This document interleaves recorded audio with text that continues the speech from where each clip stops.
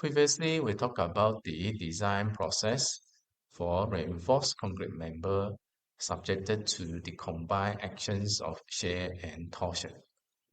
You know that depending on the circumstances, sections may be subjected to various combinations of shear, moment, and torsion.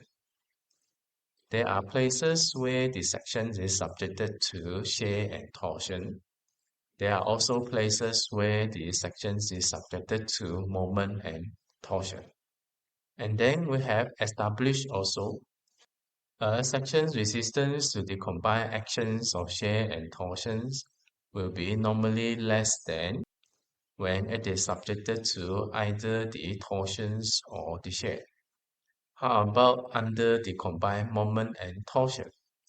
The response is more or less the same, except one item here, which we will discuss in detail in this video. Before we talk about the design for the section subjected to moment and torsion, let us first establish the fundamental principle. You know that a member, when being subjected to the bending moment, there will be regions of tensions and compressions within the member. Concrete is good in compression, but poor in tension. It relies the reinforcement in the section to withstand the tension. Due to the force acting onto the member, the sections tends to deform. This leads to the fractional crack developed in a section, as indicated in the diagram here. As the loop increases further, the crack widens and lengthens. At the same time, more cracks develop along the span. Now, if the fractional crack occurs at the midspan, it tends to propagate upward. Further away from the midspan, it will start with the fractional crack and then followed by the diagonal crack. The further away from the midspan, the diagonal crack becomes more significant. This is what it means by this statement. Now, before the diagonal crack appears, the fractional crack only slightly reduces the torsional stiffness. In other words, as long as there is no diagonal crack, the torsional resistance of the member is not significantly affected. Because of this principle, when the moment is less than 80% of its ultimate moment capacity, you have no concern with the potential failure of the torsional load. This is reflected by the figure here. Let's say now the member is designed with this torsional load. You observe the parabolic curve slightly going up and then going down until reaching to the maximum moment. At the ultimate moment, you will expect no resistance for the torsional moment. Now, when you draw a horizontal line at the design torsional moment, you will find an intersection with the curve, which happens at about 80% of the design ultimate moment. That means if you use the moment capacity more than 80%, the member's resistance to the design torsional moment cannot be guaranteed. The resistance will drop significantly until you have zero resistance to the torsional load at the ultimate moment.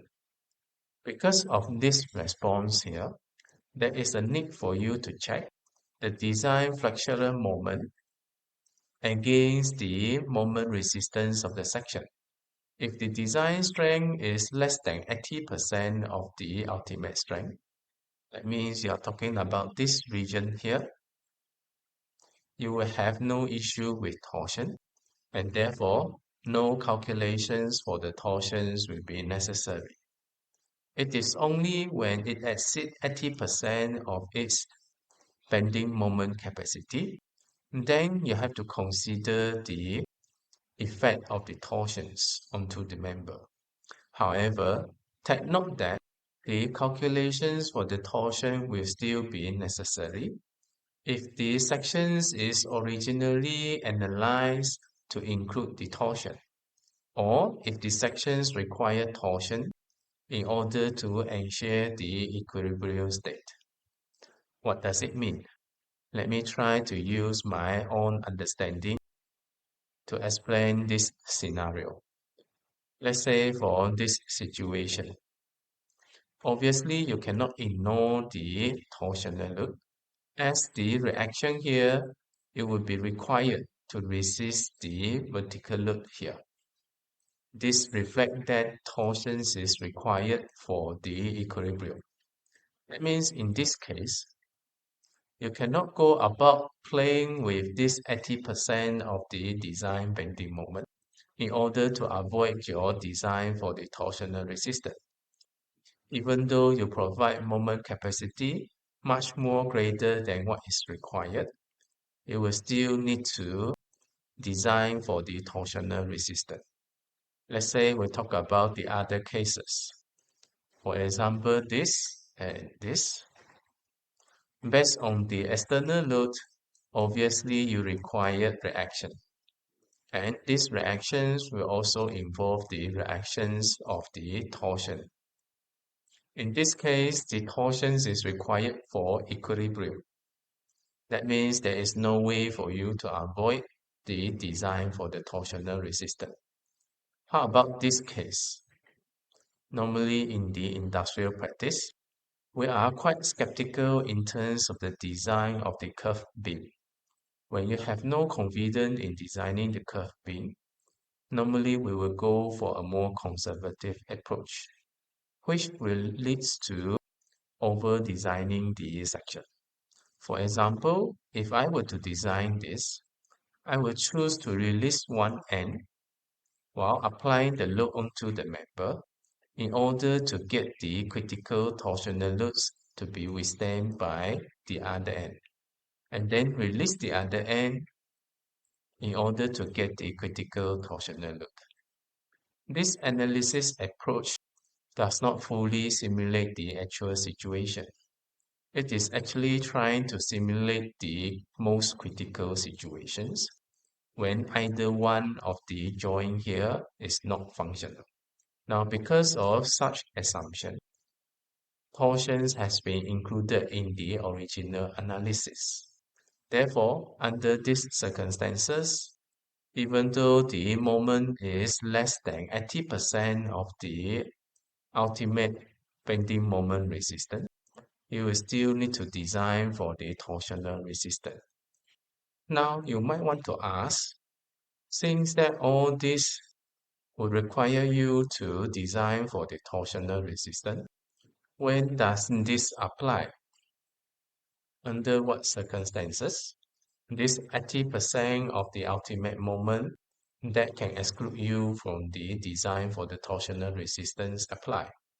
Again, based on my personal interpretation, this applies to the normal cases, where the torsional loads acting onto the member are not significant, or under these circumstances, due to the integrity of the global structural system, the adjacent members can help to resist those torsional loads. For example, even a structural key plan of a building, for the edge being here, there will be loading on one side, while the other side you have no load.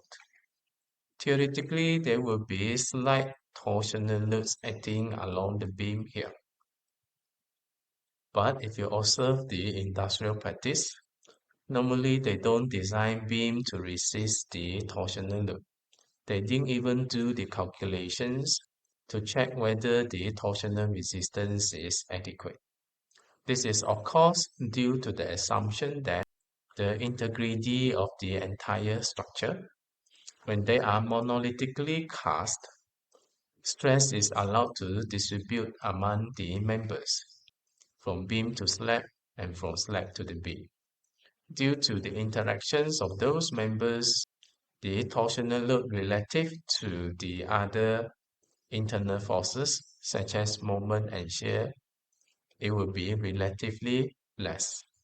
Or if you want to look into this member as well, one side have shorter span, while the other side you have a longer span. That means you're expecting this side to give you greater load, whereas the other side give you a smaller load. Theoretically, you're expecting some moment acting onto the beam here. Again, by looking into the industrial design, normally they don't even consider for the torsional load. Same principle. The torsional loads relative to the shear load and the moment is not that significant. Or sometimes you notice the design. Let's say this member here, which is typically meant for the concrete gutter. You see a slight cantilever sections going out. Theoretically, you're going to expect some vertical loads acting onto the cantilever section. If you don't analyze the load, at least there will be self-weight. Theoretically, you're going to expect some torsional loads as well. However, based on my personal observation, the local industry simply allocate minimum amount of reinforcement without any further calculation. First, you expect this area is not really meant for the variable action, and this is for the aesthetic purposes. The cantilever span also not significant. By providing the minimum amount of reinforcement, let's say you provide a mesh with 10 mm reinforcement bar, some even provide a series of links depending on the thickness of this cantilever panel together with longitudinal bar of at least 12 mm reinforcement. You know that it is already over-designed. There is no point for you to check the torsional resistance since it's going to pass anyway. This will reflect the normal cases where your ultimate moment capacity of the section is actually much greater than the actual bending moment acting onto the member. As long as it is less than 80% of the ultimate moment, no calculations for the torsions will be necessary.